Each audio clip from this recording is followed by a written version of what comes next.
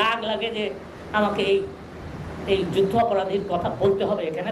কোনো দোষ না করে বছরের পর বছর আল্লামা দেলোয়ার হোসেন সাঈদীকে কারাগারে বন্দী রাখার পিছনে সবথেকে বেশি কলকাঠি নেড়েছিলেন সাবেক আইনমন্ত্রী আনিসুল হক। বিনা দোষে কারাবাস এবং কারাগারের আচমকা দেলোয়ার হোসেন সাঈদীর মৃত্যুর পিছনে ওতপ্রোতভাবে জড়িত ছিলেন তিনি। শেখ হাসিনা দেশত্যাগ করার পর দেশত্যাগ করতে পারেননি এই কুলাঙ্গার। 13 আগস্ট সদরঘাট এলাকার একটি নৌকা থেকে গ্রেপ্তার করা হয় তাকে। দর্শক, মাওলানা দেলোয়ার হোসেন সাঈদীর সাথে নির্মম অন্যায় অবিচারের জন্য আনিসুল হকের শাস্তি হোক কে কে চান এবং কি কি শাস্তি চান আপনাদের মতামত অবশ্যই কমেন্ট করবেন। জানা যায় গ্রেপ্তারের পর পাগলের মতো আচরণ করছে আনিসুল হক। পুলিশ যাই জিজ্ঞেস করছে উত্তর না দিয়ে শুধুই হাসছে। তার এমন পরিণতি আল্লাহর গজব বলে মনে করছেন মানুষ। দিনের পর দিন সাধারণ মানুষ বিশেষ করে হুজুরদের প্রতি আইন প্রয়োগ দেখিয়ে জুলুম নির্যাতন করে আসছিলেন আনিসুল হক। শুধু তাই নয়, আল্লামা দেলোয়ার হোসেন সাঈদীর মৃত্যুর পর সংবাদ সম্মেলনে সাঈদীর নাম উচ্চারণ করতে গিয়েও অপমান করেছিলেন কুলাঙ্গার আনিসুল হক।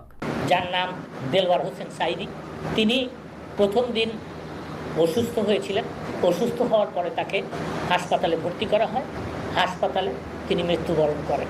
আমার কষ্ট লাগে, আমার দুঃখ লাগে, আমার রাগ লাগে যে আমাকে এই যুদ্ধ অপরাধীর কথা বলতে হবে এখানে। But even then let me clarify the situation.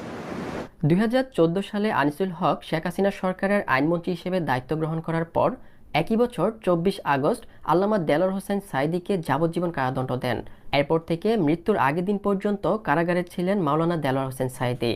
আল্লামা দেলোয়ার হোসেন সাঈদীর বিরুদ্ধে মোট 20টির বেশি মিথ্যা অভিযোগ করা হয়েছিল, যার মধ্যে ছিল হত্যা, গণহত্যা, ধর্ষণ, অগ্নিসংযোগ সহ বিভিন্ন মিথ্যা অভিযোগ।